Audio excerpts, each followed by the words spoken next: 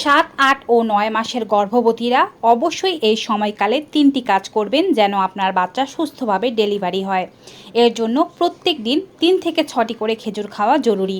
Diabetes থাকলে খেজুর খাবেন না, অন্যথায় আপনি সুস্থ গর্ভবতী নারী হয়ে থাকলে গর্ভাবস্থার 7ম থেকে 9ম মাসে রোজ 6টি পর্যন্ত খেজুর খাওয়া যায়। এতে রক্ত স্বল্পতা হবে না, বাচ্চা ফোলেট পাবে এবং আপনার ক্যালসিয়ামের ঘাটতিও দূর হবে। দ্বিতীয় কাজটি হচ্ছে, এ সময় আপনি খেয়াল করুন আপনার বাচ্চা দৈনিক 10 থেকে 15 বার নড়ছে কিনা। গর্ভাবস্থায় সুস্থ ও স্বাভাবিক বাচ্চা দৈনিক অন্ততপক্ষে 10 থেকে 15 বার অবশ্যই নড়বে। তবে 9ম মাসে গিয়ে বাচ্চা একটু কম পরিমাণে নড়লেও দৈনিক 10 বার নড়ছে কিনা তা গণনা করে রাখতে হবে।